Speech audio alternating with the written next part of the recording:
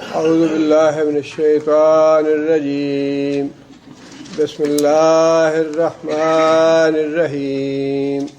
پچھلی آیت میں 2 مرتبہ اللہ تعالیٰ نے یہ بات ارشاد فرمائی ہے، وَلِلَّهِ مَا فِي السَّمَاوَاتِ وَمَا فِي الْأَرْضِ وَلَقَدْ وَصَّيْنَا الَّذِينَ أُوتُوا الْكِتَابَ مِنْ قَبْلِكُمْ وَإِيَّاكُمْ أَنِ اتَّقُوا اللَّهَ۔ یہ جو پہلی آیت کا حصہ ہے، اس کا تعلق اس سے پچھلے احکام کے بارے میں ہے کہ اللہ تعالیٰ 2 فریق اگر آپس میں رہنا پسند نہ کریں اور وہ دونوں ایک دوسرے سے الگ ہو جائیں تو انہیں فکر اور پریشانی نہیں کرنی چاہیے۔ اللہ دونوں کا سہارا ہے۔ اللہ تعالیٰ مرد کے لیے بھی کوئی راستہ پیدا کر دے گا، اس عورت کے لیے بھی راستہ پیدا کر دے گا۔ اس مقصد کے لیے اللہ تعالیٰ نے یہ بات ارشاد فرمائی کہ اللہ تعالیٰ کی قدرت اور اللہ تعالیٰ کے اختیارات بڑے وسیع ہیں، حتیٰ کہ زمین و آسمان کی ہر چیز اللہ کے لیے ہے، لہذا فکر مند ہونے کی ضرورت نہیں ہے۔ دوسری مرتبہ پھر یہ بات ارشاد فرمائی، وَإِن تَكْفُرُوا، اور اگر تم اللہ کے احکام نہیں مانتے تو پھر اللہ کی پکڑ سے ڈرایا گیا ہے کہ اللہ تعالیٰ اتنا طاقتور ہے، اللہ تعالیٰ جبار ہے، اللہ قہار ہے، اللہ مالک ہے ساری کائنات کا، وہ زمین و آسمان کا مالک ہے، اس کے اختیارات ہیں، لہذا اس سے بے خوف نہ ہو جاؤ، اس سے ڈرتے رہو۔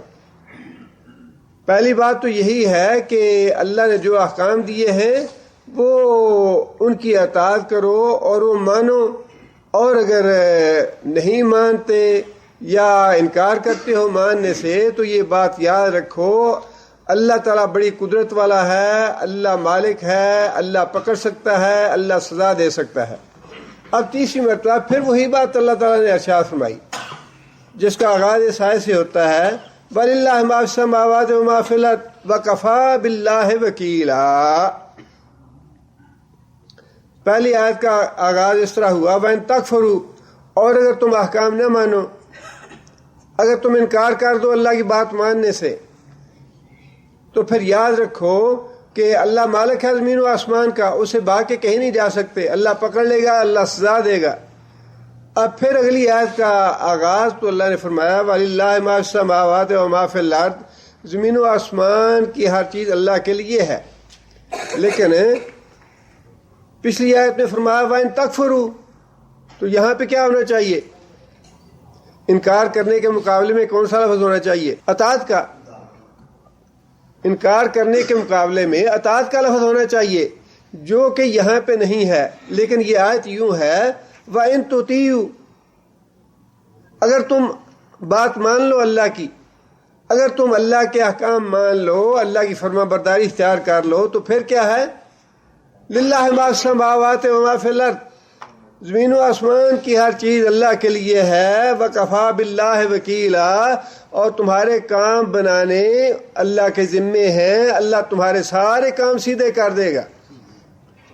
اگر اللہ کی بات مانو گے تو اللہ تمہارے کام سیدھے کرے گا، اگر اللہ کی بات نہ مانو گے اللہ پکڑے گا۔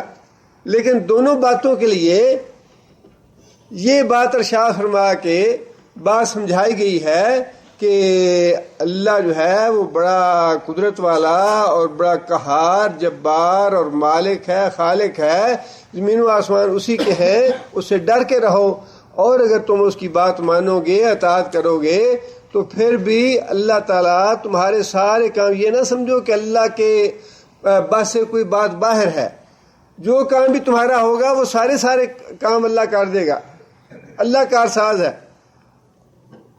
اور پھر آگے یہ بات اللہ نے ارشاد فرمائی، الگ الگ یہ تنبیہ کر کے، اِن یشاء یذہبکم ایھا الناس ویأتی بآخرین۔ اے لوگو، ان یشاء، اگر وہ چاہے، اگر اللہ چاہے، یذہبکم، تم کو ہٹا دے، تم کو لے جائے، ایھا الناس، اے لوگو، ویأتی بآخرین، اور دوسرے لوگوں کو لے آئے۔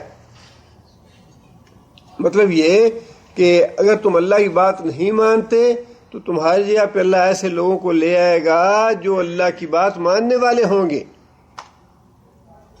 یہودیوں نے اللہ کی نافرمانی کی، اللہ نے یہودیوں کو ہٹایا، ان کی جگہ پہ عیسائیوں کو اللہ لے آیا۔ عیسائیوں نے اللہ کی نافرمانی کی تو اللہ نے ان کو بھی ہٹا دیا، اللہ تعالیٰ ان کی جگہ پہ مسلمانوں کو لے آئے۔ اور پھر اللہ تعالیٰ نے سورہ مومنون میں جو مختلف قومیں ہیں ان کے بارے میں الگ الگ یہ ذکر ارشاد فرمایا ہے۔ نوح علیہ السلام کی قوم کو ان کی طرف ہم نے پیغمبر بھیجا، انہوں نے پیغمبر کو جھٹلایا، اللہ تعالیٰ نے اس قوم کو ہٹانے کا فیصلہ کر لیا، طوفان بھیج دیا اور طوفان میں قوم غرق ہو گئی۔ اللہ فرماتے ہیں کہ ان فی ذالک لآیات، اس میں بھی ایک نشانی ہے لوگوں کے لیے، وَإِن كُنَّا لَمُبْتَلِينَ، ہم تو آزماتے ہیں قوموں کو۔ ثُمَّ أَنشَأْنَا مِن بَعْدِهِمْ قَرْنًا آخَرِينَ، قوم نوح کو ہم نے ہٹا دیا، اس کو ہم نے غرقاب کر دیا اور اس کے بعد ہم دوسری قوم کو لے آئے۔ وہی بات اللہ یہاں ارشاد فرما رہے ہیں کہ لوگوں، اگر تم اللہ کی بات نہیں مانو گے، اللہ کی اطاعت نہیں کرو گے، اللہ تمہیں ہٹا دے گا، تمہیں لے جائے گا، تمہاری جگہ دوسرے آدمی لے آئے گا۔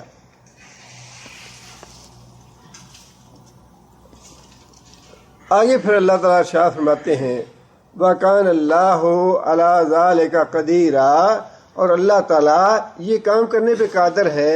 اللہ کے لیے یہ کام مشکل نہیں ہے کہ جو اللہ کے نافرمان ہوں اللہ ان کو ذلیل و رسوا کر دے، اللہ ان کو ہٹا دے اور ان کی جگہ پہ اپنے فرما بردار بندے لے آئے۔ آگے پھر اللہ فرماتے ہیں من کان یرید ثواب الدنیا فعند اللہ ثواب الدنیا والآخرۃ وکان اللہ سمیعا بصیرا۔ من کان یرید، اور جو شخص ارادہ رکھتا ہو، جو شخص چاہے ثواب الدنیا، دنیا کا ثواب، فعند اللہ ثواب الدنیا، تو اسے معلوم ہونا چاہیے کہ اللہ کے پاس تو دنیا کی بھلائی بھی ہے، دنیا کا ثواب بھی ہے، والآخرت، اور آخرت کا ثواب بھی ہے اللہ کے پاس۔ اب یہ ہر بندے کے اپنے ظرف پہ ڈیپینڈ کرتا ہے، ہر بندے کے اپنی سوچ اور فکر پہ ڈیپینڈ کرتا ہے کہ وہ اللہ سے کیا مانگتا ہے کیا نہیں مانگتا۔ دنیا مانگو گے تو اللہ دنیا دے دے گا، آخرت مانگو گے اللہ آخرت دے دے گا، دنیا اور آخرت دونوں مانگو گے دونوں اللہ دے دے گا۔ اور یہ بات اس سے پہلے اللہ تعالیٰ نے سورہ بقرہ میں ارشاد فرمائی ہے مِنْهُم مَّن يَقُولُ رَبَّنَا آتِنَا فِي الدُّنْيَا حَسَنَةً، مَّن يَقُولُ رَبَّنَا آتِنَا فِي الدُّنْيَا، لوگوں میں سے کچھ ایسے ہیں جو یہ دعا مانگتے ہیں کہ یا اللہ ہمیں دنیا دے، مَا لَهُ فِي الْآخِرَةِ مِنْ خَلَاقٍ، ایسے آدمی کا آخرت میں کوئی حصہ نہیں۔ لیکن کچھ لوگ ایسے ہیں جو یوں کہتے ہیں ربنا آتنا فی الدنیا حسنۃ وفی الآخرۃ حسنۃ، یا اللہ دنیا کی بھلائی بھی دے اور آخرت کی بھلائی بھی دے۔ اللہ فرماتے ہیں اولئک لہم نصیب مما کسبوا، یہ لوگ جو ہیں اللہ تعالیٰ ان کو ان کی کمائی کا ضرور حصہ دے گا، دنیا سے بھی ان کی کمائی کا حصہ دے گا اور جو کچھ آخرت میں انہوں نے کمایا آخرت کے لیے اس کا حصہ بھی دے گا۔ اس آیت میں اللہ تعالیٰ نے ترغیب دلائی ہے اس بات کی کہ اللہ سے صرف دنیا نہ مانگو، صرف دنیا مانگنے کی اللہ نے مذمت فرمائی ہے اور رغبت دلائی ہے اس بات کی کہ جب مانگو اللہ سے تو دنیا کے ساتھ آخرت بھی مانگو۔ اللہ تعالیٰ تو آخرت بھی دینے کے لیے تیار ہے، تم صرف دنیا مانگو گے تو دنیا ہی دے گا اللہ، لیکن اللہ کے پاس آخرت بھی ہے، لہذا جب بھی اللہ سے سوال کرو، جب بھی اللہ سے مانگو، دنیا بھی مانگو آخرت بھی مانگو، دونوں چیزیں مانگو۔ آگے فرمایا وَكَانَ اللَّهُ سَمِيعًا بَصِيرًا، اللہ تعالیٰ ہر ایک کی بات کو خوب سن رہے ہیں اور خوب دیکھنے والے ہیں۔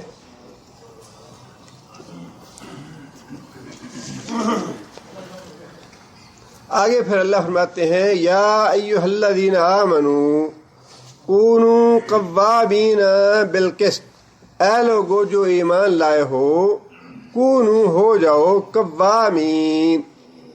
قوام کا لفظ پہلے بھی استعمال ہوا ہے.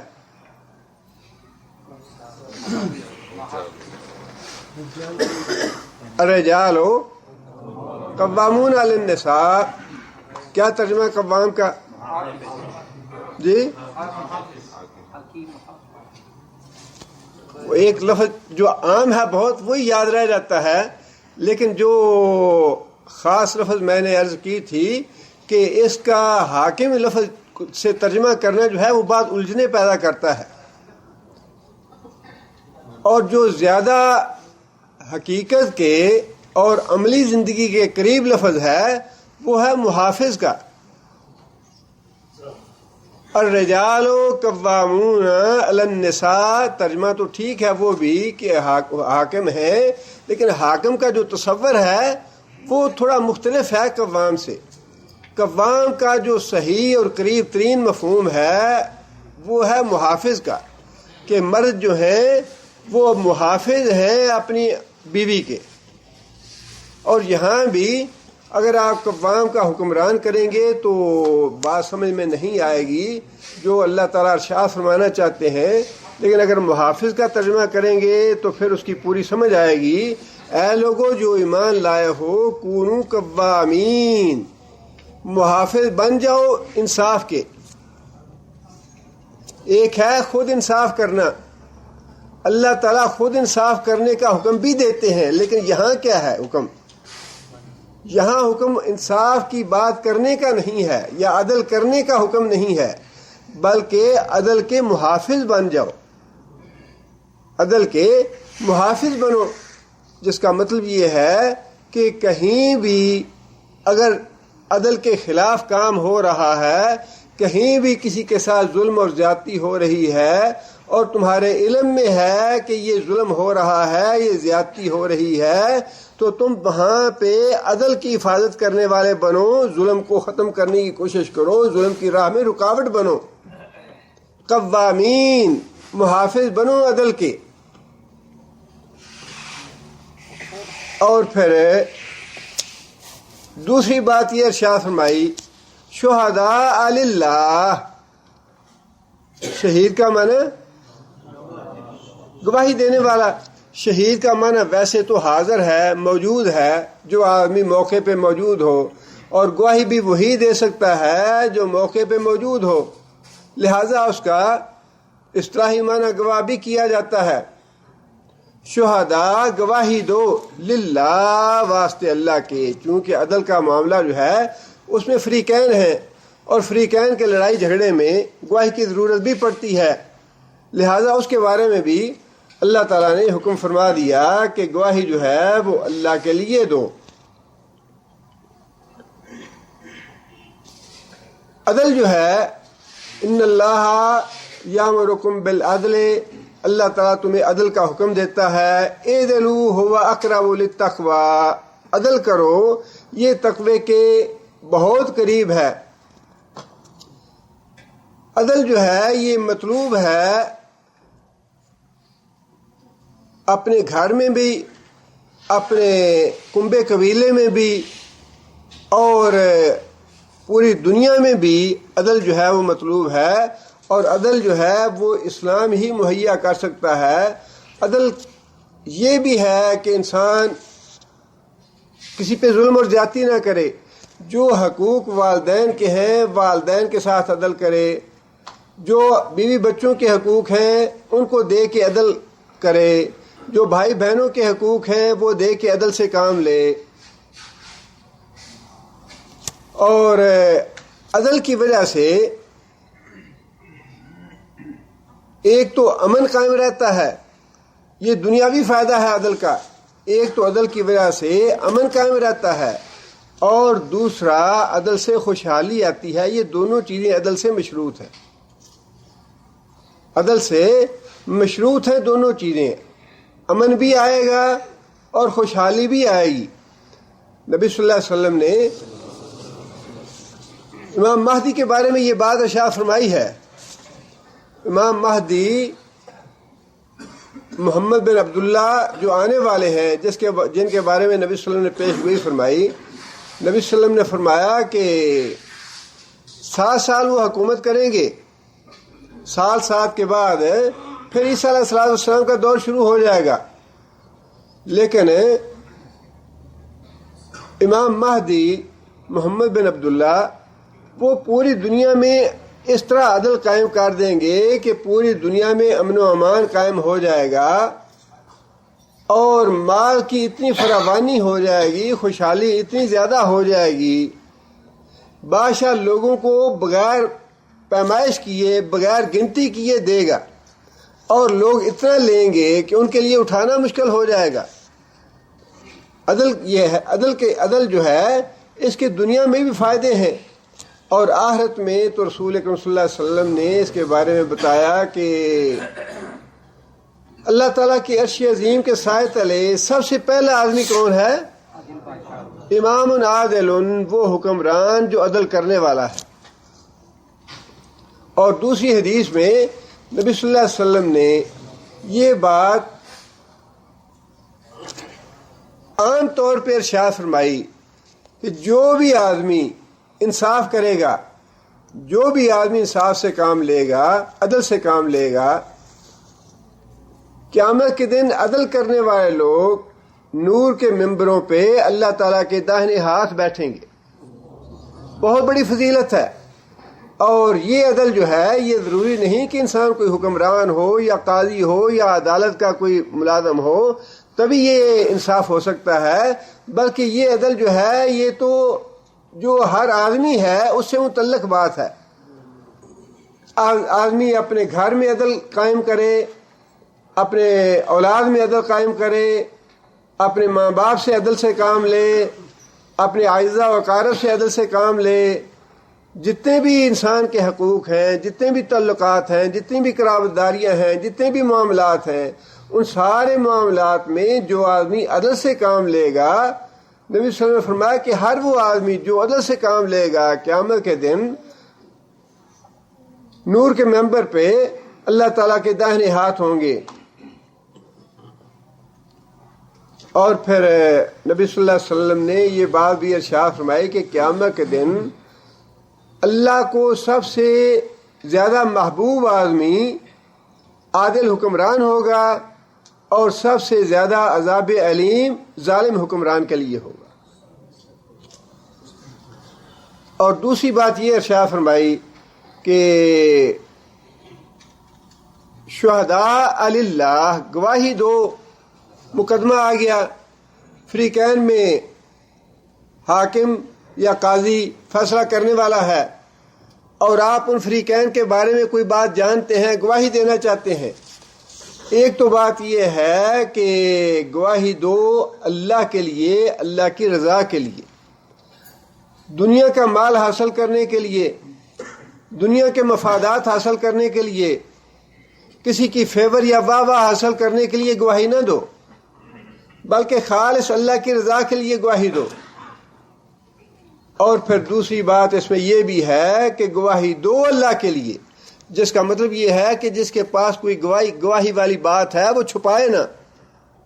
اس میں حکم بھی ہے گواہی دینے کا کہ اللہ کا حکم ہے یہ گواہی دو. اور دوسری بات یہ کہ جو گواہی دو وہ کسی دنیاوی طمع لالچ میں نہ دو، دنیاوی مال و دولت کی غرض کے لیے نہ دو، بلکہ خالص اللہ کی رضا کے لیے دو. جھوٹی گواہی کے بارے میں یہ بات ارشاد فرمائی کہ یہ کبیرہ گناہ ہے، اور فرمایا کہ 3 آدمی ایسے ہیں جن کے لیے قیامت کے دن نہ اللہ تعالیٰ ان سے کلام کرے گا غصے کی وجہ سے، نہ ہی اللہ تعالیٰ اس کو گناہوں سے پاک کرے گا کہ وہ جنت میں چلا جائے. اور پھر تیسری بات فرمائی کہ ان کے لیے عذاب علیم ہے. فرمایا ان میں سے پہلا وہ آدمی جو کسی پہ احسان کرتا ہے اور احسان کرنے کے بعد جتلاتا ہے، اس کے لیے بھی 3 سزائیں ہیں. دوسری بات ارشاد فرمائی کہ اپنے ٹخنوں سے ازار یا شلوار یا پاجامہ نیچے لٹکانے والا، نیچے کرنے والا، اس کے لیے بھی یہ 3 سزائیں ہیں. اور تیسری بات یہ ارشاد فرمائی کہ جو آدمی جھوٹی قسم کھا کے اپنا مال بیچتا ہے اس کے لیے بھی یہ 3 سزائیں ہیں۔ ایک اور حدیث میں نبی صلی اللہ علیہ وسلم نے یہ بات ارشاد فرمائی کہ ایک آدمی اگر جھوٹی قسم کھا کے کسی کا حق مار لیتا ہے تو فرمایا وہ اپنے آپ پہ جہنم کو واجب کر لیتا ہے۔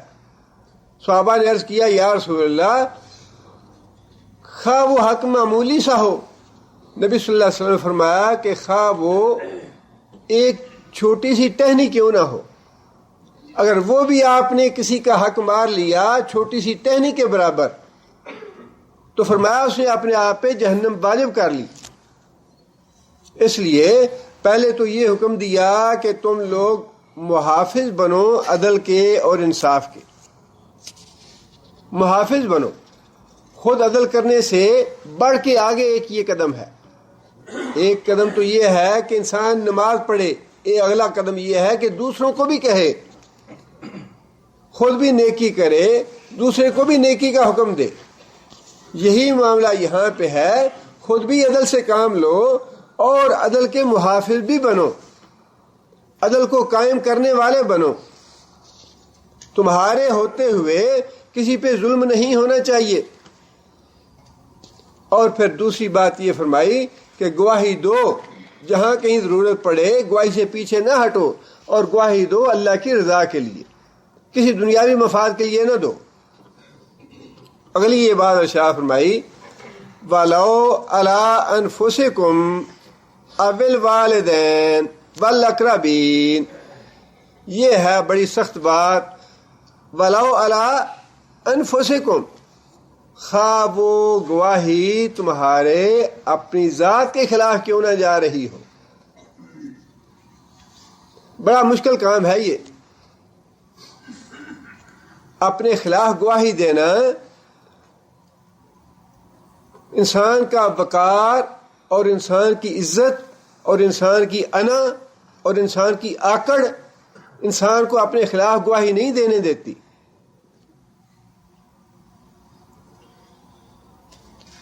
سورہ نور میں اللہ تعالیٰ نے لعان کی آیتیں نازل فرمائی ہیں۔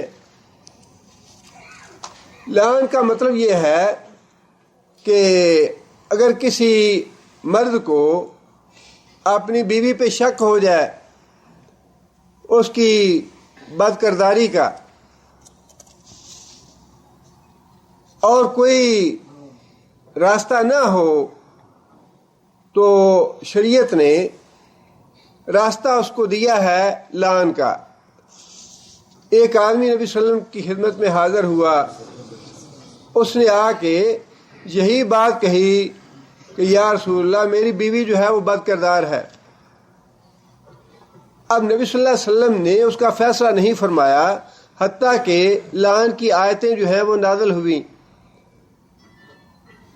اس کے بعد نبی صلی اللہ علیہ وسلم نے اس آدمی کو بلایا، عورت کو بھی بلایا۔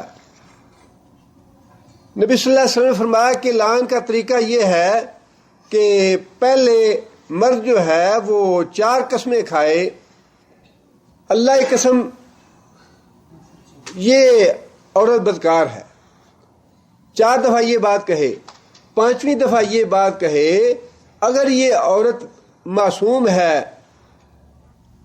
بے گناہ ہے، تو مجھ پہ اللہ کی لعنت۔ انسان اپنے آپ پہ لعنت ڈالے، اور یہی معاملہ عورت کا بھی ہے۔ عورت جو ہے وہ بھی 4 بار پہلے قسم کھائے اور اپنی برات کرے، اور اگر 5ویں بار یہ کہے کہ اگر میں جھوٹی ہوں تو مجھ پہ اللہ کی لعنت۔ نبی صلی اللہ علیہ وسلم نے دونوں کو بلایا، اور مرد جو تھا اس نے 5 قسمیں کھائیں۔ ساتھ ساتھ نبی صلی اللہ علیہ وسلم اس کو ڈراتے رہے، اللہ سے ڈر کے رہو، اور اگر بات غلط ہے تو یہ الزام نہ لگاؤ، ڈراتے رہے۔ لیکن اس آدمی نے 4 دفعہ قسم کھائی اور 5ویں دفعہ وہ بات کہی کہ اگر یہ عورت سچی ہے تو مجھ پہ اللہ کی لعنت ہو۔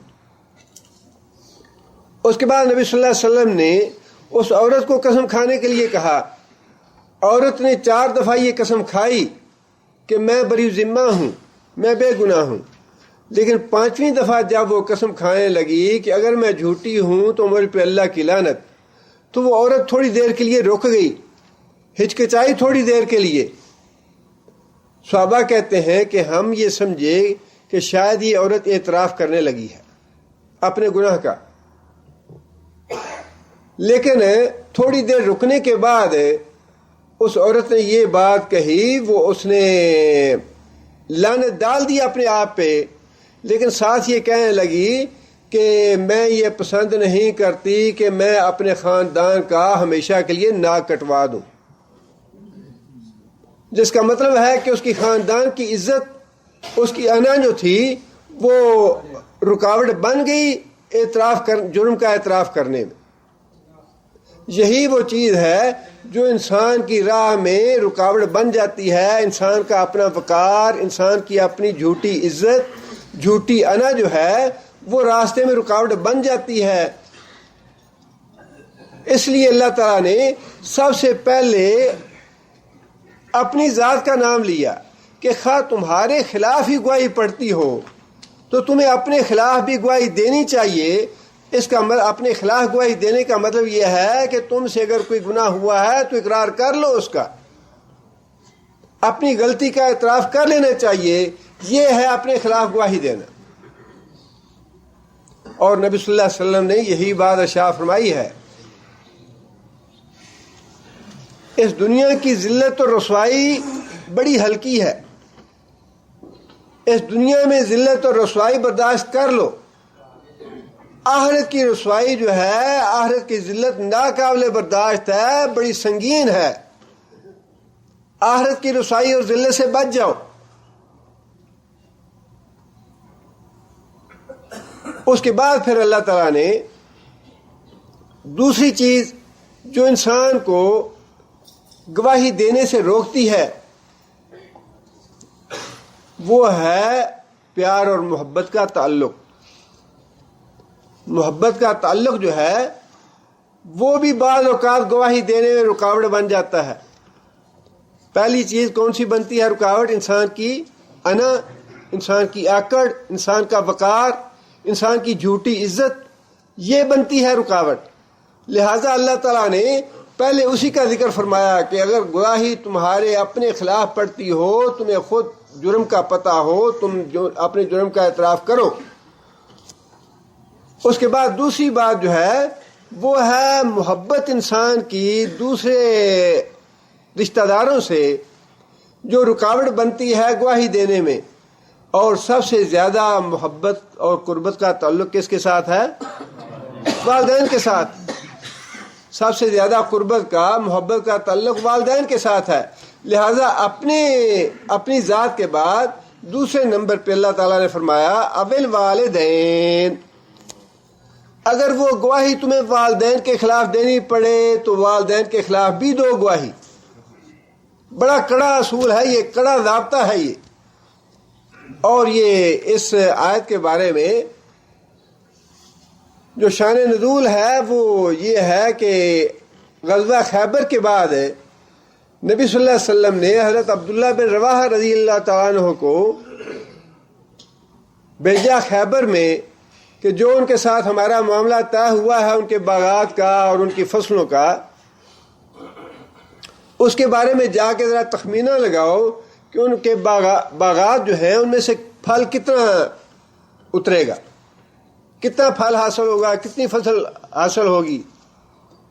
حضرت عبداللہ بن رواحہ جب گئے ان کے پاس، یہودیوں کے پاس، یہودیوں نے حضرت عبداللہ بن رواحہ کو رشوت دے کے نرم کرنے کی کوشش کی کہ تھوڑا ہاتھ ہولا رکھیں ہمارے ساتھ، تھوڑا معاملہ جو ہے وہ ہمارے حق میں کریں، زیادہ سختی کا معاملہ نہ کریں ہمارے ساتھ. اس کے جواب میں حضرت عبداللہ بن رواحہ نے یہ بات کہی، کہنے لگے کہ اللہ کی قسم میں اس ذات کی طرف سے آیا ہوں جس ذات سے مجھے ساری دنیا سے زیادہ محبت. میں اس ذات کی طرف سے آیا ہوں جس ذات کے ساتھ مجھے ساری دنیا سے زیادہ محبت ہے، اور اس کے مقابلے میں تم لوگوں کو، یہودیوں کو، بندر اور سور سمجھتا ہوں، اتنی مجھے نفرت ہے تم سے. قرآن میں چونکہ اللہ نے فرمایا نا ان کو کہ اللہ تعالیٰ نے ان کو بندر اور سور بنا دیا، لہذا حضرت عبداللہ بن رواحہ نے،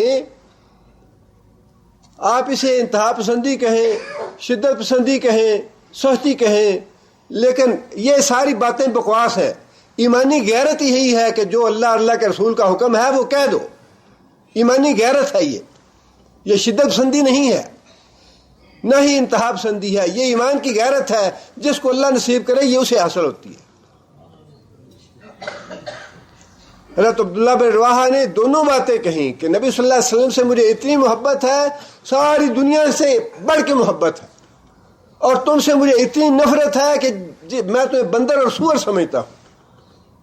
لیکن اس کے بعد یہ بات ارشاد فرمائی، عبداللہ بن رواحہ کہنے لگے نہ تو نبی صلی اللہ علیہ وسلم کی محبت مجھے عدل کرنے سے روکے گی، نہ تمہاری نفرت عدل کرنے سے روکے گی. عدل کا میں دامن ہاتھ سے نہیں چھوڑوں گا، نہ میں نبی صلی اللہ علیہ وسلم کی محبت میں آ کے عدل سے ہٹوں گا، اور نہ ہی تمہاری نفرت میں آ کے میں عدل سے ہٹوں گا. جو ڈیوٹی میرے ذمے لگائی ہے اللہ کے رسول نے، میں اس کو عین ان کے حکم کے مطابق کروں گا. اور یہی معاملہ حضرت سعد بن معاذ رضی اللہ تعالیٰ عنہ نے کیا. غزوہ خندق کے بعد غزوہ بنو قریظہ ہوا، اور بنو قریظہ چونکہ حلیف تھے پرانے زمانے میں حضرت سعد بن معاذ کے قبیلے کے، معاشرہ انہوں نے اسی شرط پہ ختم کیا، یہ شرط پیش کی کہ اگر آپ حضرت سعد بن معاذ کو ہمارا حکم بنا دیں، قاضی بنا دیں، تو ہم ہتھیار ڈال دیتے ہیں، آپ محاصرہ ختم کر دیجئے.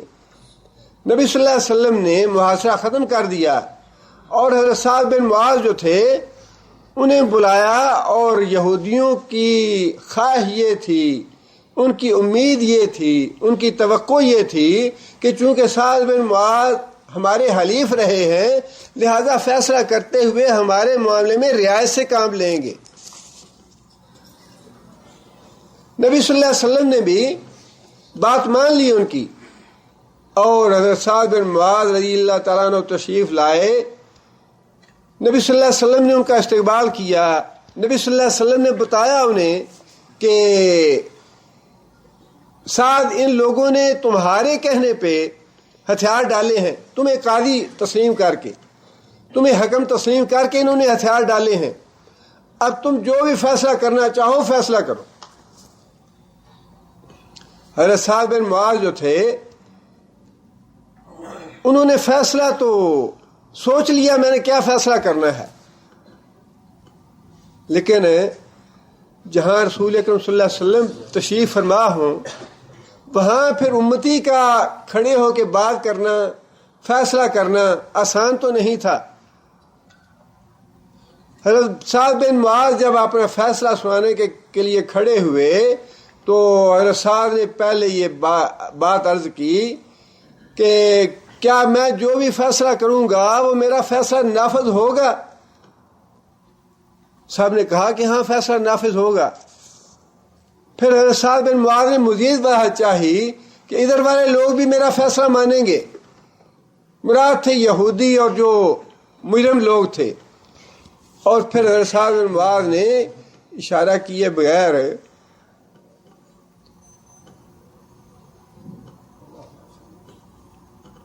نبی صلی اللہ علیہ وسلم کے بارے میں عرض کی کہ کیا ادھر کے لوگ بھی میرا فیصلہ قبول کریں گے؟ مراد تھا کہ کیا نبی صلی اللہ علیہ وسلم بھی میرا فیصلہ مان لیں گے؟ نبی صلی اللہ علیہ وسلم سمجھ گئے. نبی صلی اللہ علیہ وسلم نے فرمایا کہ ہاں ادھر والے لوگ بھی تمہارا فیصلہ مانیں گے. حضرت سعد بن معاذ نے کہا کہ یا رسول اللہ، میرا فیصلہ یہ ہے کہ یہودیوں کے، بنی قریظہ کے جتنے بھی جنگجو لوگ ہیں ان سب کو قتل کر دیا جائے، ان کے نابالغ بچوں کو اور ان کی عورتوں کو یتیم ان کو قیدی بنا لیا جائے، اور ان کے اموال جو ہیں وہ سارے کے سارے مال غنیمت بنا لیے جائے. فیصلہ واقعی بڑا سخت تھا، لیکن فیصلہ ایسا عدل کے مطابق تھا، ایسا سچا فیصلہ تھا کہ رسول اللہ صلی اللہ علیہ وسلم نے یہ بات ارشاد فرمائی کہ ساتھ تم نے وہ فیصلہ کیا ہے جو اللہ نے 7 آسمانوں پہ فیصلہ کیا تھا. یہ فیصلہ اللہ کا ہے جو فیصلہ تو نے کیا ہے. یہ ہے بات جو اللہ چاہتے ہیں، جو شریعت چاہتی ہے، اور یہ بات ہوتے ہوئے کسی پہ ظلم نہیں ہو سکتا، خواہ انسان کے اپنے گھر کے اندر ہو، اپنے کنبے قبیلے کا معاملہ ہو، اپنے شہر کا معاملہ ہو۔ اگر کوئی آدمی ایسے ہوں دین کا علم رکھنے والے اور انصاف کے محافظ بننے والے، عدل کے محافظ بننے والے، تو یہ ممکن نہیں ہے کہ ظلم ہو۔ اور اسلام یہی چاہتا ہے۔ اسلام جو ہے وہ امن کا مذہب ہے، سلامتی کا مذہب ہے۔ اور جو اسلام کو ہم یہ نہیں کہتے کہ محض اسلام جو ہے یہ تبلیغ سے پھیلا ہے، یہ واقعی تلوار استعمال ہوتی ہے اس کے لیے، ہم انکار نہیں کرتے اس سے۔ جہاں کہیں کوئی رکاوٹ بنتا ہے عدل قائم کرنے میں، اسلام تلوار مارتا ہے اس کی گردن پہ۔ اسلام امن کا مذہب ہے، اسلام اس امن کو نافذ کرنے میں جو رکاوٹ بنے گا اس کی گردن مارنی چاہیے۔ ٹھیک ہے، اسلام کے لیے اسلام دعوت بھی دیتا ہے، اسلام تبلیغ بھی کرتا ہے، اسلام اخلاق بھی پیش کرتا ہے، یہ ساری باتیں ہیں۔ لیکن بعض جگہ پہ اسلام کو اپنا عدل اور سلامتی قائم کرنے کے لیے قوت نافذ کرنے کی ضرورت پڑتی ہے۔ جہاں قوت نافذ کرنے کی ضرورت پڑے وہاں حکم ہے اسلام کا کہ نافذ کرو عدل کو، امن سلامتی قائم کرو۔ اس لیے یہ بات ارشاد فرمائی کہ خواہ وہ گواہی تمہارے اپنے خلاف جاتی ہو تب بھی گواہی دو اپنے خلاف، تمہارے والدین کے خلاف گواہی جاتی ہو تو والدین کے خلاف گواہی دو، ان کا ادب اور احترام اپنی جگہ پہ، لیکن عدل کے محافظ بنو۔ عدل کے محافظ بنتے ہوئے والدین کی بھی رعایت نہ کرو۔ بل اقربین، اور تیسری دفعہ پھر یہ بات ارشاد فرمائی کہ جو تمہارے اعزاء و اقارب ہیں ان کے معاملے میں بھی رعایت نہ کرو، ان کے معاملے میں بھی عدل سے کام لو۔ مراد یہ ہے کہ اگر معاملہ تمہاری بیوی کا ہے، تمہارے بچوں کا ہے، تمہارے بھائیوں کا ہے، کسی کی رعایت نہ کرو۔ اور یہ بھی معاملہ بڑا مشکل ہے کہ انسان کے اپنے بیٹے گناہ گار ہوں، مجرم ہوں، اور انسان کہے کہ ہاں میرا بیٹا مجرم ہے۔ یہ ہر ایک کا کام نہیں ہے۔ اللہ کے دائیں ہاتھ نور کے منبر حاصل ہونا یہ معمولی بات نہیں ہے، بڑا مشکل کام ہے یہ۔ 90% یا 95% لوگ وہی ہیں جنہیں پتہ ہوتا ہے کہ ہمارا بیٹا گناہ گار ہے، ہمارے بیٹے میں یہ کمزوریاں ہیں، یہ گناہ کرتا ہے، یہ خرابیاں ہیں اس میں، لیکن دوسروں کے سامنے ان کا دفاع کریں گے، دوسروں کے سامنے اپنے بچوں کی، اپنی اولادوں کی تعریف کریں گے۔ یہ جھوٹ نہیں تو اور کیا ہے، یہ شریعت کی خلاف ورزی ہے۔ اپنے بیٹے کے خلاف گواہی جاتی ہو، اپنی بیٹی کے خلاف گواہی جاتی ہو، اپنی بیوی کے خلاف جاتی ہو، اپنی ماں کے خلاف جاتی ہو، اپنے باپ کے خلاف جاتی ہو، اپنے کسی عزیز و اقارب کے خلاف جاتی ہو۔ فرمایا گواہی دو، عدل کے محافظ بنو، عدل کے محافظ بنو۔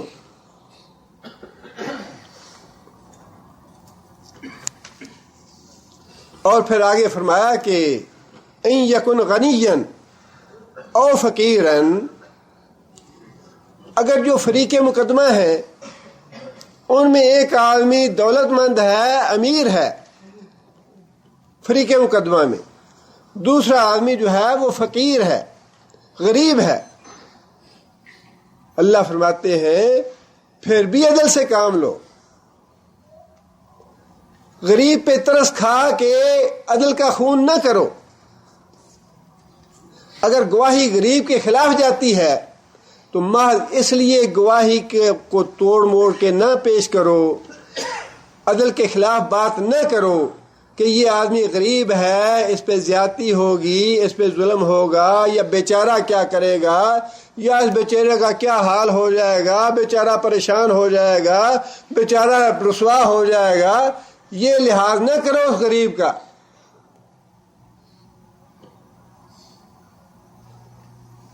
اور پھر دوسری طرف یہ فرمایا کہ اگر فریق مقدمہ دولت مند ہے، کروڑ پتی ہے، تو ایک لمحے کے لیے بھی دل میں یہ خیال نہ لاؤ گواہی دیتے ہوئے کہ آج میں اس کے حق میں گواہی دوں گا تو کل کو مجھے یہ مالی فائدہ پہنچائے گا،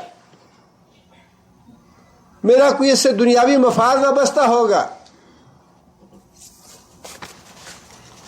اللہ تعالیٰ نے اس بارے میں احکام جو ہیں وہ بڑے واضح دیے ہیں. اور اسی طرح اللہ تعالیٰ نے سورہ نور کے ابتدا میں جہاں اللہ تعالیٰ نے یہ حکم دیا ہے کہ زانی مرد اور زانی عورت جو ہے شادی شدہ اس کے کوڑے مارو، حکم دینے کے بعد اللہ تعالیٰ نے یہ بات خاص طور پر ارشاد فرمائی الزانیۃ والزانی فاجلدوا کل واحد منہما 100 جلدہ. شادی شدہ مرد اور شادی شدہ عورت اگر زنا کریں تو ان کو 100 کوڑے مارو. ولا تاخذ غیر شادی شدہ غیر شادی شدہ ولا تاخذکم بہما رأفۃ فی دین اللہ. ولا تاخذکم بہما، اور ان دونوں کے بارے میں جن کو سزا دی جا رہی ہے رأفۃ فی دین اللہ، اللہ کا دین نافذ کرتے ہوئے، اللہ کی حد نافذ کرتے ہوئے، اللہ کا دین نافذ کرتے ہوئے تمہارے دل میں معمولی سا ترس نہیں آنا چاہیے ان کے بارے میں. کوڑے ماریں گے ان کو تکلیف ہوگی، کوڑے ماریں گے تو ان کی بےزتی ہو جائے گی یا معاشرے میں ذلیل و رسوا ہو جائیں گے. اللہ فرماتے ہیں کہ اللہ کے دین پہ چلتے ہوئے، اللہ کا دین کے حکم نافذ کرتے ہوئے لا تاخذکم بہما رأفۃ فی دین اللہ، تمہیں بالکل ترس نہیں کھانا چاہیے. بلکہ آگے یہ فرمایا کہ ان کنتم تؤمنون باللہ والیوم الآخر، اگر تم واقعی اللہ پہ ایمان رکھتے ہو اور یوم آخر پہ، ولیشہد عذابہما طائفۃ من المؤمنین، جب ان دونوں کو کوڑے مارے جا رہے ہوں اللہ فرماتے ہیں ولیشہد، موجود ہوں، عذابہما، ان دونوں کو سزا دیتے ہوئے، طائفۃ من المؤمنین، مومنوں کا ایک گروہ وہاں موجود ہونا چاہیے تاکہ ان کی ذلت و رسوائی ہو، تاکہ ان کی بے عزتی ہو. یہ اللہ کا دین ہے تاکہ آئندہ لوگ جو ہیں وہ ایسی حرکت کرنے سے پہلے 1000 بار سوچیں. وہی بات اللہ نے یہاں ارشاد فرمائی کہ اس معاملے میں اللہ کی حد نافذ کرتے ہوئے، اللہ کا قانون نافذ کرتے ہوئے کسی پہ ترس نہیں کھانا چاہیے. قصاص کے بارے میں بھی یہی بات ارشاد فرمائی بَلَکُمْ فِی الْقِصَاصِ حَیَاتٌ یا اُولی الْأَلْبَابِ، اگر مارنے والا مرد ہے، قاتل مرد ہے تو مرد کو قتل کرو، اگر قاتل عورت ہے تو عورت کو بھی قتل کرو. یہ نہ کرو کہ عورت قاتل ہے تو اچھا یہ اس کو راضی کرے، اس کو دیت دیں. اگر مقتول کے ورثاء کہتے ہیں کہ ہم نے قصاص ہی لینا ہے تو وہ عورت ہی قتل کی جائے.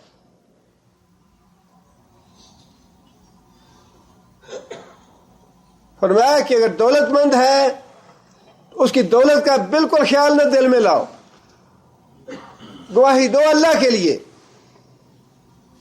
خواہ وہ کتنی رشوت پیش کرتا رہے، کتنا طمع اور لالچ دیتا رہے. فرمایا گواہی وہی دو جو جس کی تمہارا دل گواہی دیتا ہے. اور اگر کوئی غریب آدمی ہے، فقیر آدمی ہے تو اس کے فقر کا اور اس کی غربت کا لحاظ نہ کرو، پتہ نہیں اس بیچارے کا کیا حال ہوگا. جو گواہی ہے وہ ٹھیک ٹھیک دو، اللہ کو سامنے رکھتے ہوئے دو، اللہ سے ڈرتے ہوئے اور اللہ کی رضا کے لیے گواہی دو. آگے فرمایا فاللہ اولا بہما، فاللہ اولا بہما، یہ جو فقیر ہے اور غنی ہے ان دونوں کا اللہ تم سے زیادہ خیر خواہ ہے. فاللہ اولا، اللہ بدرجہ اولا خیر خواہ ہے، بہما، ان دونوں کا، غنی کا بھی اور فقیر کا بھی. لہذا گواہی دیتے ہوئے تمہیں کسی کی رعایت نہیں کرنی چاہیے، نہ ماں کی رعایت کرو، نہ باپ کی رعایت کرو، نہ بیوی کی رعایت کرو، نہ بیٹے کی رعایت کرو، نہ غنی کی رعایت کرو، نہ فقیر کی رعایت کرو، نہ عورت کی رعایت کرو، نہ مرد کی رعایت کرو. گواہی ٹھیک ٹھیک دو اللہ کی رضا کے لیے، اللہ سے ڈرتے ہوئے.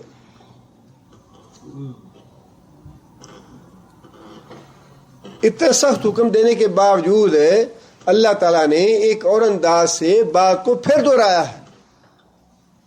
اللہ فرماتے ہیں فَلَا تَتَّبِعُوا الْهَوَىٰ أَن تَعْدِلُوا.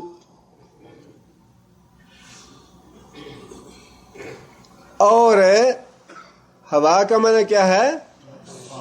خواہش نفس. خواہش نفس کے پیچھے نہ چل پڑنا. خواہش نفس کی پیروی کرتے ہوئے عدل سے ہٹ نہ جانا. خواہش نفس کی پیروی کرتے ہوئے عدل سے نہ ہٹنا. وَإِن تَلْوُوا اور تورزو کہ گواہی دیتے ہوئے تم گواہی کو گول مول کر کے دو یا گواہی سے پھر جاؤ. خواہش نفس کے پیچھے لگ کے. خواہش نفس سے مراد وہی ہے دنیا کا مال، دنیا کا طمع، دنیا کا لالچ کسی نے دیا تو انسان گواہی سے پھر جائے یا ایسی گول مول بات کرے جو نہ تو اس کے حق میں ہو نہ اس کے حق میں ہو. تلو کا معنی ہوتا ہے لچک دکھانا، مروڑ دینا کسی چیز کو. گواہی میں لچک پیدا نہ کرو، گواہی کو موڑ توڑ کے نہ پیش کرو کہ کسی کے بھی خلاف گواہی نہ جائے. فَإِنَّ اللَّهَ كَانَ بِمَا تَعْمَلُونَ خَبِيرًا. پس بے شک اللہ تعالیٰ جو بھی تم عمل کرتے ہو پوری طرح باخبر ہے. آگے پھر یہ بات ارشاد فرمائی یا ایھا الذین آمنوا باللہ ورسولہ. مخاطب بھی ایمان والے ہیں اور ان کو حکم بھی دیا جا رہا ہے ایمان کا. اے لوگو جو ایمان لائے ہو، آمنو ایمان لاؤ باللہ ورسولہ بالکتاب الذی نزل علی رسولہ. پہلا جو ایمان ہے وہ ہے زبانی ایمان لانا، زبانی اقرار کرنا، اور دوسرا ایمان ہے یقین کا اور عمل کا ایمان. کہ محض زبانی کلامی ایمان لانے سے بات نہیں بنے گی، نہ اللہ کو وہ مطلوب ہے. اس لیے کہ اس سے آگے منافقوں کا ذکر آ رہا ہے، اور منافق بھی زبانی ایمان تو لاتے ہیں وہ بھی. اس لیے اللہ نے فرمایا کہ محض زبانی ایمان لانا یہ کافی نہیں ہے، بلکہ ایمان لانا ہے تو پوری طرح دل کے یقین کے ساتھ ایمان لاؤ، اور ایمان لاؤ اللہ پہ ورسول ہی اور اس کے رسول پہ. سب سے پہلا نمبر اللہ تعالیٰ کا ہے، اور اس میں سب سے بڑی بات اللہ پہ ایمان لانے کے معاملے میں اللہ کی توحید ہے. اللہ کی توحید پہ ایمان لاؤ، اللہ کے ساتھ کسی کو شریک نہ کرو، اللہ کی ذات کے ساتھ کسی کو شریک نہ کرو، اللہ کی صفات میں کسی کو شریک نہ کرو، اللہ کی عبادت میں کسی کو شریک نہ کرو. یہ ساری باتیں اللہ پہ ایمان لانے میں شامل ہیں. اور پھر اللہ کے احکام بھی مانو، یہ بھی ایمان لانے میں شامل ہے کہ جو کچھ اللہ تعالیٰ نے احکام دیے ہیں قرآن مجید میں، جو بھی اوامر ہیں، جو بھی نواہی ہیں، ان سب کو دل سے قبول کرو. یہ ہے ایمان لانا اللہ پہ. اور رسول پہ ایمان لانا، رسول کی رسالت پہ بھی ایمان لانا اور رسول کی ابدیت پہ بھی ایمان لانا. عبدہ و رسولہ، اللہ کے بندے ہیں، بشر ہیں، ماں باپ کے ہاں پیدا ہوئے، عورتوں سے نکاح کیے، اولاد پیدا ہوئی، کھانا کھاتے تھے، پانی پیتے تھے، نیند آتی تھی، زخم آتا تھا، خون بہتا تھا، خوشی ہوتی تھی، تھک جاتے تھے. یہ سارے بشری تقاضے ہیں جو کہ رسول اکرم صلی اللہ علیہ وسلم میں موجود تھے. خوش بھی ہوتے تھے، غصے بھی ہوتے تھے، ناراض بھی ہوتے تھے، سوتے بھی تھے، جاگتے بھی تھے، چلتے پھرتے بھی تھے. بشری تقاضے سارے موجود تھے نبی صلی اللہ علیہ وسلم میں، لیکن اس کے ساتھ ساتھ اس بات پہ بھی ایمان ہے کہ اللہ تعالیٰ نے محمد صلی اللہ علیہ وسلم کو 7 آسمانوں سے اوپر اپنے پاس بلایا، معراج سے نوازا، نبی صلی اللہ علیہ وسلم کو تحفے دیے، نبی صلی اللہ علیہ وسلم کو بعض احکام دیے، نبی صلی اللہ علیہ وسلم کو جنت کا مشاہدہ کرایا، نبی صلی اللہ علیہ وسلم کو جہنم کا مشاہدہ کرایا۔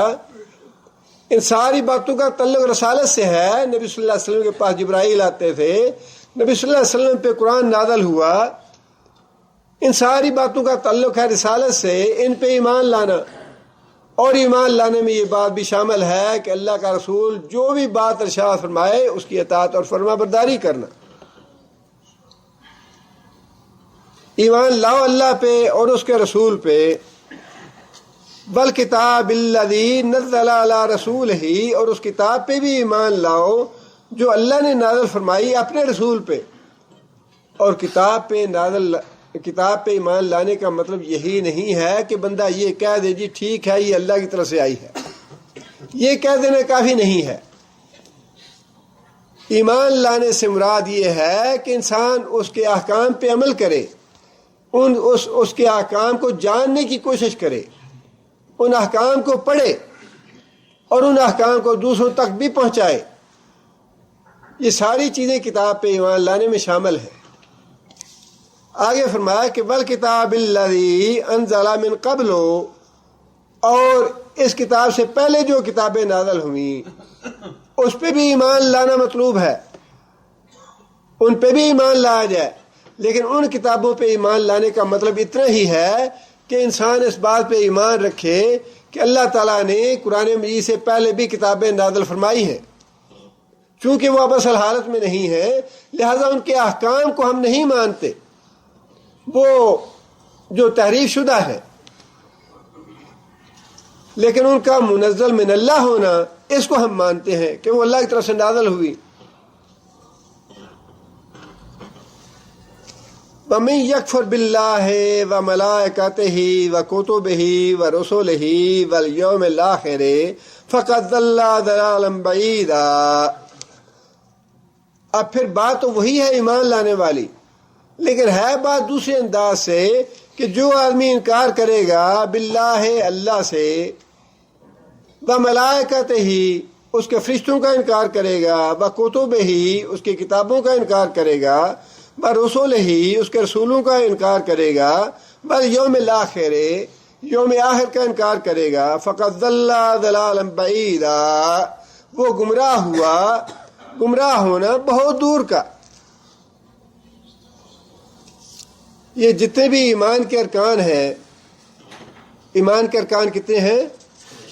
6 ہیں۔ یہاں پہ اللہ تعالیٰ نے 5 بیان فرمائے ہیں۔ چھٹا رکن کون سا ہے؟ تقدیر کا۔ اللہ پہ ایمان لانا اور رسولوں پہ ایمان لانا، فرشتوں پہ ایمان لانا، کتابوں پہ ایمان لانا، یوم آخر پہ ایمان لانا اور تقدیر پہ ایمان لانا، خواہ اچھی ہو یا بری۔ یہ 6 ارکان ہے ایمان کے، اور یہ ارکان ایمان کے ارکان ان کو اس لیے کہتے ہیں، یہ بنیاد ہے ایمان کی۔ ان میں سے کسی ایک، یہ سارے کے ساری 6 چیزیں جو ہیں یہ انسان کی ہدایت کا ذریعہ ہے۔ 6 چیزیں جو ہیں انسان کی ہدایت کا ذریعہ ہے، گمراہی سے بچانے والی ہیں یہ چیزیں انسان کو۔ اس لیے ان میں سے کوئی ایک بھی رکن اگر انسان اس پہ ایمان نہ لائے تو انسان کی گمراہی کا راستہ کھل جائے گا۔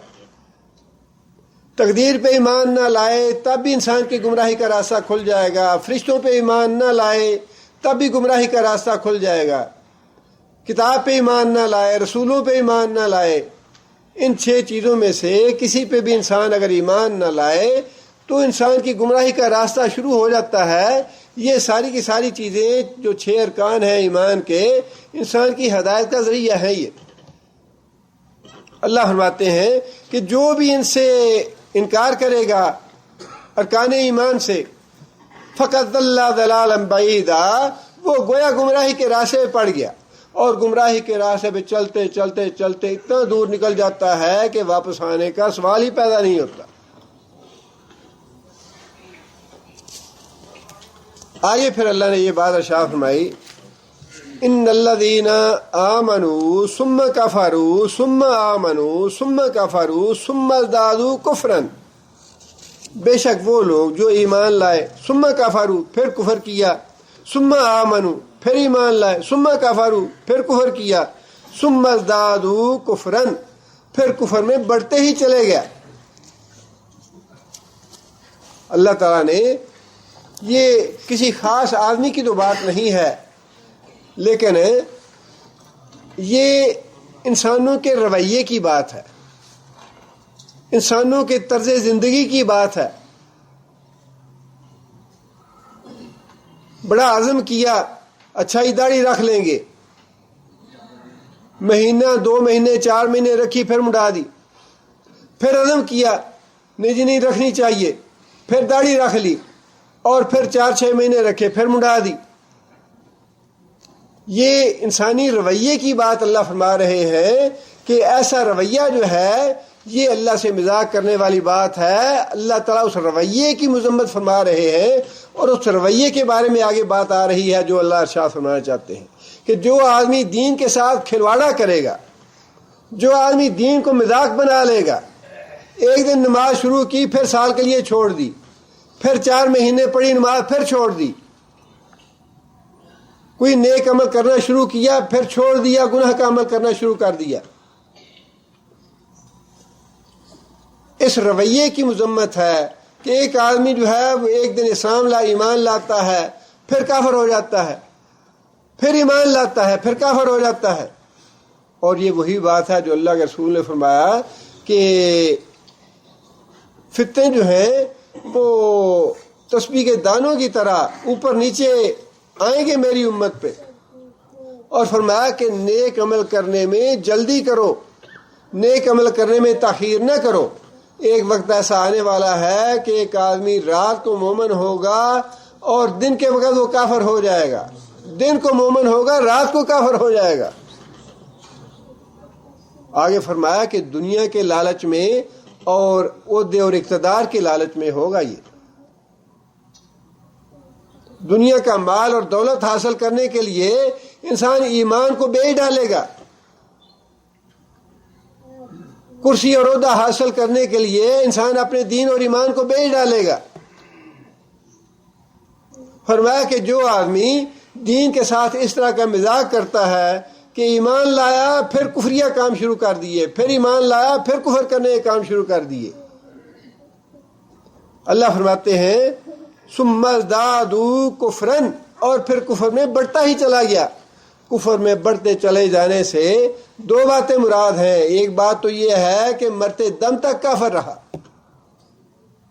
اتنا کفر میں بڑھتا چلا گیا کہ مرتے دم تک کفر پہ قائم رہا۔ اور دوسرا مفسرین نے لکھا ہے کہ کفر میں بڑھتا چلا گیا اسے مراد یہ ہے کہ خود بھی کافر بنا، دوسروں کو بھی کافر بنانے کی کوشش کی۔ فرمایا ایسے آدمی کے بارے میں لم یکن اللہ لیغفر لہم، اللہ نے ان کی مغفرت کا دروازہ بند کر دیا ہے، اللہ کبھی بھی ان کی مغفرت نہیں کرے گا۔ ولا لیہدیہم سبیلا، اور نہ ہی ایسے لوگوں کو اللہ سیدھی راہ دکھاتا ہے، جس کا مطلب یہ ہے کہ بعض لوگ بد نصیب لوگ خود اپنے لیے اللہ کی مغفرت کا دروازہ خود بند کر لیتے ہیں، ہدایت کا دروازہ خود بند کر لیتے ہیں۔ اللہ تو بڑے غفور رحیم ہے، لیکن اللہ نے فرمایا کہ انی لغفار لمن تاب وآمن وعمل صالحا ثم اہتدی، میں بڑا غفور رحیم ہوں، بڑا بخشنہار ہوں۔ لمن تاب، جو آدمی توبہ کرے گا، آمن مجھ پہ ایمان لائے گا دل سے، وعمل صالحا نیک عمل کرے گا، ثم اہتدی پھر ایمان پہ اور نیک عمل پہ ڈٹا رہے گا، جمع رہے گا۔ ہدایت کے راستے پہ قائم رہے گا. ثم استقم، ایمان لاؤ اور پھر ایمان پہ جم جاؤ، ایمان پہ ڈٹے رہو، ایمان کو مذاق نہ بناؤ. ادخلوا فی السلم کافہ، جب ایک دفعہ گردن جھکا دی ہے اللہ اور اللہ کے رسول کے سامنے تو پھر اللہ اور اللہ کے رسول کی ساری باتیں مانو. ایسے نہ ہو کہ کچھ باتیں تو مان لیں اور کچھ باتیں جو ہیں وہ اپنی مرضی سے کر لیں. اسلام نام ہی اپنی گردن پوری کی پوری اللہ اور اللہ کے رسول کے آگے جھکا دینا ہے. جو بھی اللہ اور اللہ کا رسول کہے. جو بڑے بڑے چودھری ایمان نہیں لاتے تھے اس لیے نہیں لاتے تھے کہ ہماری چودراہٹ ختم ہو جائے گی. رسول تو خود چودھری ہوتا ہے اپنے وقت کا. جسے ایمان لانا ہے اس نے چودراہٹ ختم کر کے ایمان لانا ہے. مدینے کے جو سردار تھے، سعد بن معاذ تھا، اسید بن حضیر تھے، یا دوسرے خزرج کے اور اوس کے قبائل کے لوگ تھے، وہ سارے کے سارے سردار ہی تھے اپنے اپنے کنبے قبیلے کے. وہ جب ایمان لائے تو انہوں نے اپنی سرداریاں چھوڑ دی کہ ہم نے سردار مان لیا نبی صلی اللہ علیہ وسلم کو، اب ہماری سرداریاں ساری ختم ہو گئیں. اب اللہ کے رسول ڈانٹتے ہیں تو ڈانٹ بھی سنتے ہیں، اللہ کے رسول مال مانگتے ہیں مال بھی دیتے ہیں، اللہ کے رسول جو بھی حکم دیتے ہیں اس کے آگے سر تسلیم خم کرتے ہیں. اپنی سرداریاں چھوڑنی پڑتی ہیں رسول مان کے.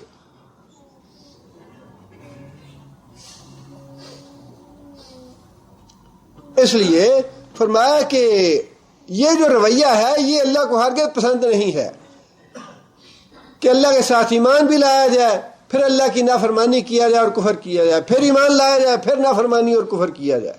فرمایا کہ ایسا جو مذاق کرے گا میرے دین کے ساتھ میں اس کے لیے ہدایت کا راستہ بھی بند کر دوں گا اور مغفرت کا دروازہ بھی بند کر دوں گا. نہ اس کے لیے میری مغفرت ہے نہ اس کے لیے ہدایت ہے. اور اللہ سے پناہ مانگنی چاہیے ایسا کام کرتے ہوئے کہ انسان کے لیے اللہ ہدایت کے راستے بند کر دے یا اللہ تعالیٰ کی طرف سے مغفرت کا دروازہ بند ہو جائے. انسان کو قدم قدم پہ اللہ سے ڈرتے رہنا چاہیے. سچی بات یہی ہے کہ جو بات اللہ نے ارشاد فرمائی ہے نا وما قدر اللہ حق قدر ہی، ہمیں اللہ کی واقعی قدر نہیں ہے. اللہ کتنے عظیم ہیں، اللہ کتنے جلیل ہیں، اللہ کتنے اعلیٰ ہیں، اللہ کتنے سبحان ہیں، اللہ کس قدر حمد کے لائق ہیں، ہمیں اس کا اندازہ نہیں ہے.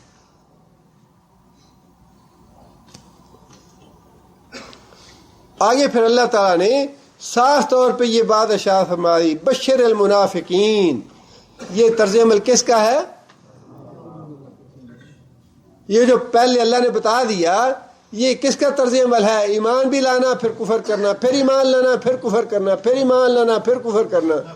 فرمایا کہ یہ طرز عمل ہے منافق کا جس کا دل ٹکا ہوا نہیں ہے ایمان پہ، ایمان پہ اطمینان نہیں ہے، نفس مطمئنہ نہیں ہے.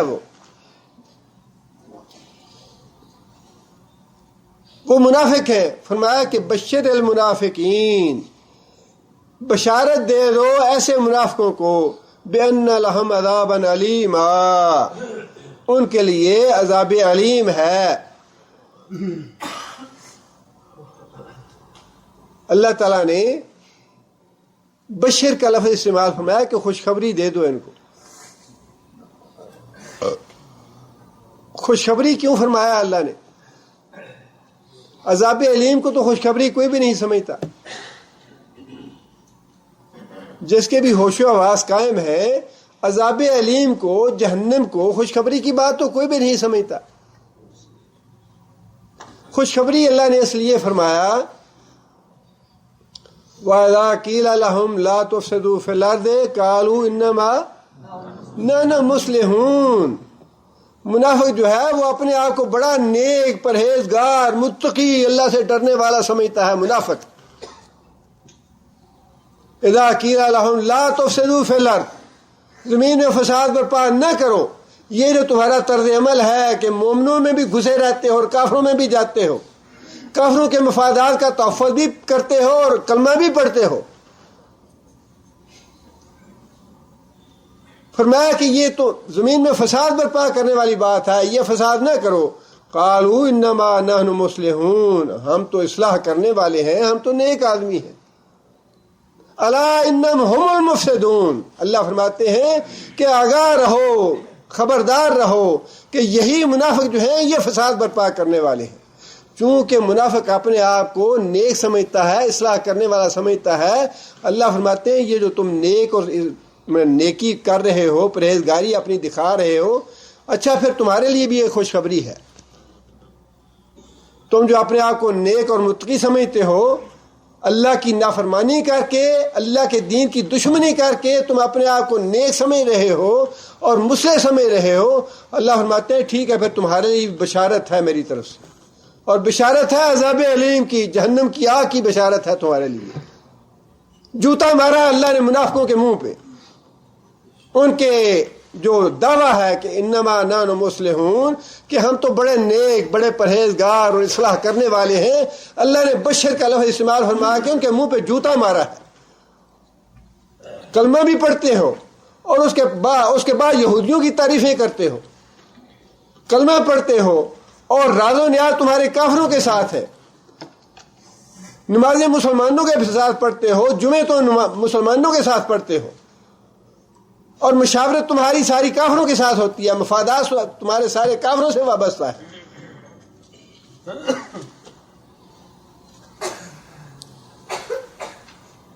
نوکریاں پاکستان میں کرنی ہے، مال اور دولت پاکستان کا لوٹنا ہے، اور شہریت جو ہے وہ کافروں کے ملکوں کی، وزارتیں پاکستان سے لینی ہیں اور شہریتوں کے فائدے جو ہیں وہ کافروں کے ملکوں سے اٹھانے ہیں۔ اللہ کو بھی یہ بات پسند نہیں ہے۔ مرنا ہے تو مسلمان ملکوں میں مرو، اپنے ملکوں میں رہو، اللہ کو بھی پتہ چلے کہ ہاں یہ مسلمان ہیں، بھوک آتی ہے، فاقہ آتا ہے۔ حضرت ابو ہریرہ یمن سے آئے تھے، بلال حبشہ سے آئے تھے، سلمان فارس سے آئے تھے، ایران سے آئے تھے۔ کتنے حقوق تھے ان کے شریعت کے، کافروں نے کتنے حقوق دیے انہیں، فاقہ کیا، مصیبتیں برداشت کی، آزمائشیں جھیلیں، ظلم سہے، لیکن اس کے باوجود ایمان نہیں چھوڑا، نہ مکے سے بھاگ کے گئے نہ مدینے سے بھاگ کے گئے۔ ہم تو کھاتے پیتے جاتے ہیں کافروں کے پاس، اچھا بھلا اللہ کھانے کے لیے بھی دیتا ہے، پینے کے لیے بھی دیتا ہے، لیکن اس کے باوجود ہماری ہوس پوری نہیں ہوتی کہ ہم کافروں کو ملکوں میں جا کے تو ڈالر کمائیں اور ان کے ملکوں کی جا کے عیش و آرام جو ہے اس سے فائدہ اٹھائیں۔ اللہ کے رسول نے یہ بات ارشاد فرمائی ہے۔ آدمی نے کہا یا رسول اللہ میں اپنی بیوی کو کسی غیر مرد کے ساتھ دیکھ لوں، قتل کر دوں اسے۔ نبی صلی اللہ علیہ وسلم نے فرمایا کہ تم سے زیادہ میں غیرت مند ہوں اور مجھ سے زیادہ اللہ غیرت مند ہے۔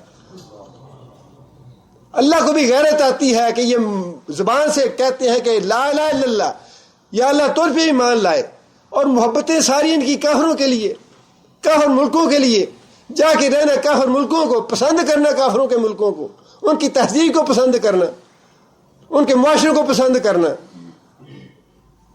اللہ کو بھی غیرت آتی ہے ایسے کہ نام یہ میرا لیتے ہیں، محبت کافروں سے کرتے ہیں۔ اللہ فرماتے ہیں کہ میں ایسے منافقوں کو ہدایت اور مغفرت کا دروازہ بند کر دیا ہے میں نے، اور ایسے منافقوں کے لیے بشارت ہے آگ کی، عذاب علیم کی۔ اللہ تعالیٰ مجھے بھی اور آپ کو بھی عمل کرنے کی توفیق عطا فرمائے۔ یہ باتیں جتنی بھی ہم سنتے ہیں کرتے ہیں، کوشش کریں کہ تھوڑا بہت اس کا کچھ اثر اور اپنے آپ کو بدلیں۔ ہم تبدیلی نہ آئے تو فائدہ کچھ نہیں۔ علم بڑا ہے، دنیا میں بہت علم ہے، آپ کے گھروں میں بھی کتابیں بڑی پڑی ہیں، میرے گھر میں بھی بڑی کتابیں پڑی ہیں، ہر ایک کے پاس علم ہے، قرآن ہے، کتابیں سب کچھ ہیں۔ اگر عمل میں تبدیلی نہیں آتی، ہماری سوچ اور فکر میں تبدیلی نہیں آتی، تو یہ ساری محنت اور برائے گاہ اور بیکار۔ اللہ تعالیٰ مجھے بھی عمل کرنے کی توفیق عطا فرمائے۔ ایک بھائی نے سوال کیا ہے کہ دربار کا چندہ مسجد کی تعمیر پہ لگا دی گیا، یہ جائز ہے کہ نہیں؟ ہمیں تو سوائے مسجد اور مدرسے کے اور کسی چیز کا پتہ نہیں ہے کہ اور بھی کسی چیز پہ پیسے لگاتے ہیں دین کی خدمت کے لیے۔ یہ دربار کیا چیز ہے؟ یا مدرسہ ہے یا مسجد ہے؟ دین میں تو یہی دو چیزیں ہیں۔ دربار پہ پیسہ لگانا جو ہے یہ تو شرک میں حصہ لینا ہے، شرک میں تعاون کرنا ہے، اس پہ تو بالکل پیسہ لگانا جو ہے وہ گناہ ہے، نہیں لگانا چاہیے۔ اور اگر کسی نے اس گناہ سمجھتے ہوئے مسجد پہ لگا دیا ہے اور مسجد بھی مواحد لوگوں کی مسجد ہے تو انشاءاللہ وہ تو اچھا کیا اس نے۔ اگر دربار کی جگہ پہ اس نے مسجد پہ پیسہ لگا دیا تو شرک سے بچا دیا آپ کو، اور نیکی پہ لگا دیا بشرطے کہ وہ مسجد جو ہے وہ مواحد کی ہو۔ علم حاصل کرنے کے لیے چین جانا پڑے تو جاؤ، یہ حدیث ضعیف ہے یا موضوع ہے؟ حدیث کی وضاحت کے لیے بھائی نے لکھا ہے کہ صدقے سے مال گھٹتا نہیں، اور لوگوں کو معاف کرنے سے اللہ عزت میں اضافہ کرتا ہے، اور جو تواضع اختیار کرتا ہے اللہ اس کو ضرور اونچا کرتا ہے۔ یہ الفاظ تو بڑے واضح ہیں کہ انسان صدقہ خیرات کرے تو اس سے انسان کا مال گھٹتا نہیں ہے، مال میں برکت آتی ہے اس سے۔ ایک بھائی نے لکھا ہے کہ دعا فرمائے اللہ میری مشکلات آسان فرمائے، اللہ تعالیٰ کی مشکل آسان فرمائے۔ داڑھی کا موننا گناہ ہے یا داڑھی کو کاٹنا بھی گناہ ہے؟ وضاحت فرمائیں۔ جو حکم ہے وہ تو یہی ہے کہ داڑھی کو چھوڑ دو، داڑھی کو ہاتھ نہ لگاؤ، جو حکم ہے وہ تو یہ ہے۔ اب اس کے بعد آپ خود یہ فیصلہ کر لیں کہ کون سی بات گناہ ہے اور کون سی بات ثواب ہے۔ وطر پڑھنے کا طریقہ، یہاں پہ جو وطر پڑھنے کا طریقہ ہے انشاءاللہ وہ ثابت ہے سنت سے۔ 2 رکعت پڑھ کے سلام پھیر دیں اور 1 رکعت الگ پڑھ لیں، یہ افضل ہے۔ اگر کوئی 3 اکٹھے پڑھنا چاہے اکٹھے بھی پڑھ سکتا ہے، لیکن اس صورت میں درمیان والا تشہد نہیں بیٹھنا چاہیے۔ نبی صلی اللہ علیہ وسلم کا حکم ہے کہ وطر کی نماز کو مغرب کی نماز کے مشابہ نہ بناؤ، جس کا مطلب یہی ہے کہ درمیان والا تشہد نہ بیٹھو۔ ایک بھائی نے لکھا ہے کہ ان کی اہلیہ بیمار ہیں، اللہ تعالیٰ شفا عاجلہ اور کاملہ عطا فرمائے انہیں۔ دنیا میں آدمی اپنے گناہوں کی معافی اللہ سے مانگ لیتا ہے اور توبہ کر لیتا ہے، کیا قیامت والے دن ان گناہوں کا حساب ہوگا؟ سچی توبہ جب ہو جائے تو اللہ تعالیٰ گناہ معاف فرما دیتے ہیں، اور اللہ کی ذات اتنی عظیم ہے کہ اللہ کی ذات سے ایسی بات کی توقع نہیں کرنی چاہیے کہ جس بات کو اللہ ایک دفعہ معاف کر دے اللہ پھر پوچھے اس سے۔ اللہ ایسے نہیں ہے۔ ہمارے دوست کے ساتھی ان کی چچا کا انتقال ہو گیا ہے، اللہ تعالیٰ ان کی مغفرت فرمائے۔ عورتوں کے سر کے بال کٹوانے شریعت اسلامی میں اجازت ہے؟ اصل میں مسلم شریف کی ایک حدیث سے بعض لوگوں نے یہ رخصت لی ہے کہ حضرت عائشہ رضی اللہ تعالیٰ عنہا نے نبی صلی اللہ علیہ وسلم کی وفات کے بعد اپنے کچھ بال جو تھے کندھوں تک یا کانوں تک کٹوائے تھے۔ یہ حدیث مسلم شریف کی ہے، اور اس سے بعض لوگ بال کٹوانے کا جواز پیدا کرتے ہیں۔ اب یہ دیکھیے کہ جو عورتیں بال کٹوانے والی ہیں ان کا ماحول، ان کی فکر، ان کی سوچ، ان کے عادات و اطوار، ان کا تہذیب و تمدن، ان کا رہن سہن کیسا ہے جو عورتیں کٹوانا چاہتی ہیں بال، اور جو عورتیں بال نہیں کٹوانا چاہتی ان کے گھر کا ماحول، ان کے عادات و اطوار، ان کی سوچ، ان کا فکر اور ان کے معاملات کیسے ہیں۔ یہ بات بڑی اہم ہے۔ ایک بات تو یہ ہے کہ حضرت عائشہ رضی اللہ تعالیٰ عنہ نے بطور صدمہ کے کہ اب تو ہمارے شوہر فوت ہو گئے، ہمارا جو زیب و زینت ہے وہ دیکھنے والے دنیا سے چلے گئے، اب ہمیں زیب و زینت نہیں کرنی چاہیے۔ زیب و زینت کو ختم کرنے کے لیے یہ بال کٹوائے۔ یہ امام نووی رحمۃ اللہ علیہ نے باقاعدہ وضاحت فرمائی ہے اس کی کہ زیب و زینت کو ختم کرنے کے لیے نبی صلی اللہ علیہ وسلم کی حیات طیبہ کے بعد یہ ہوئی بات۔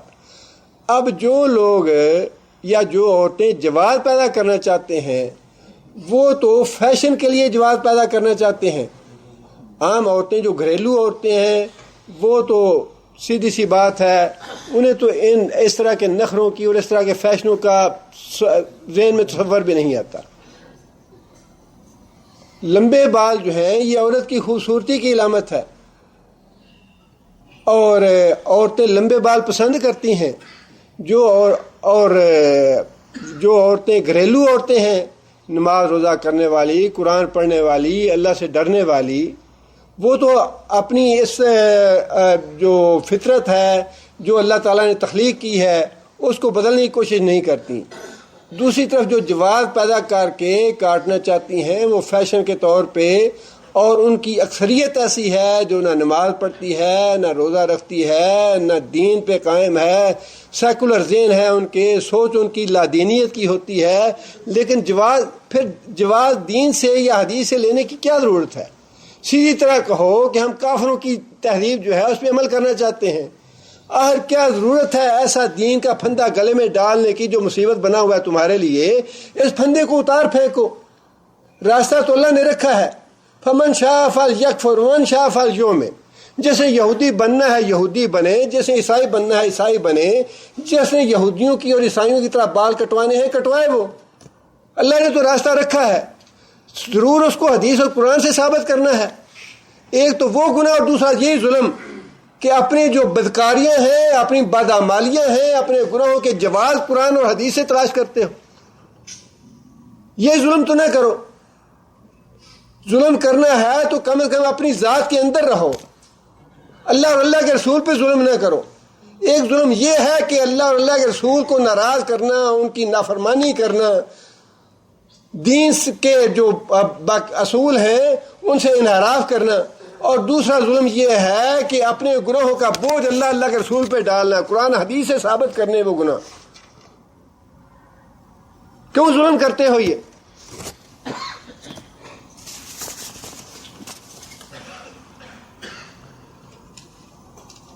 مسلمان سچے امانت دار ہونے کے باوجود دنیا میں کیوں ذلیل و خوار ہیں اور کفر کے نرغے میں ہیں، کفر کے دعاؤں میں ہیں؟ ان پریشانیوں کا حل کیا اور کیسے ہے؟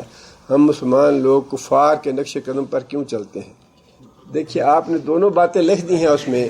پہلے دعا میں لکھا مسلمان سچے اور امانت دار ہیں۔ اگر سچے اور امانت دار ہیں تو پھر یہود و نصارہ کے پیچھے کیوں چلتے ہیں؟ یہ بات بالکل صحیح ہے کہ جو مسلمان اپنی ذاتی حیثیت میں بھی اللہ کے ساتھ تعلق رکھنے والا، اللہ کی فرما برداری کرنے والا ہے، اپنے گھر میں اپنے بال بچوں میں اللہ اس کو عزت کی زندگی بسر کرواتا ہے، حیات طیبہ عطا کرتا ہے اس کو اللہ تعالیٰ اس کو قناعت اور سکون عطا کرتا ہے۔ جو اپنی اجتماعی معاملے میں بھی یہ بات ہے کہ جو اللہ اور اللہ کے رسول کے احکام پہ قوم چلے گی، اللہ اس قوم کو عزت اور وقار عطا کریں گے، اس قوم کو اللہ تعالیٰ خوشحال کریں گے۔ یہ بات قوم کے اعتبار سے بھی درست ہے، لیکن افراد کے اعتبار سے بھی درست ہے۔ اب قوموں کا معاملہ ہمارے ہاتھ میں نہیں ہے، جو معاملات ہمارے ہاتھ میں نہیں ہیں ان پہ غور و فکر کرنا، ان پہ وقت ضائع کرنا کیا فائدہ؟ کچھ فائدہ نہیں ہے۔ جو چیزیں ہمارے ہاتھ میں ہیں اس کے بارے میں آپ بات کریں، اور اس کے بارے میں پکی بات ہے یہ کہ جو بھی آدمی اپنے گھر میں رہتے ہوئے اللہ کے رسول کی فرما برداری کرتا ہے، اللہ اور اللہ کے رسول کے احکام پہ چلنے کی کوشش کرتا ہے، اللہ اس کو حیات طیبہ عطا کرتے ہیں۔ یہ بات بالکل سچی ہے، اللہ جھوٹ نہیں بولتے۔ اس لیے فکر کرنا چاہیے باقی امت کا بھی اور مسلمانوں کا بھی، ملکوں کا بھی فکر کرنا چاہیے، لیکن اصل جو فکر ہے وہ اپنی ذات کی کریں،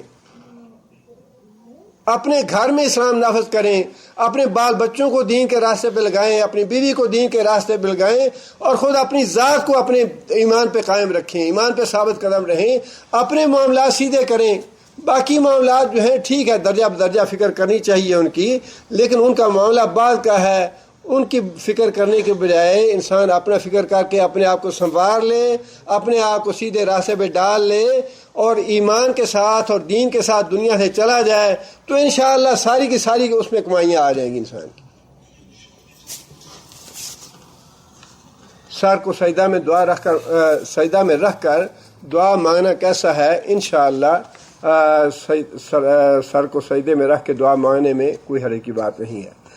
کیا عقیقہ ایک بیل کے اوپر کتنے لوگوں کا دینا سنت ہے، اور عقیقہ بیل پر دینا جائز ہے یا کون سا جانور؟ عقیقے کے لیے جانور ذبح کرنا یہ شرط ہے، حصے ڈالنا اس سے وہ شرط پوری نہیں ہوتی۔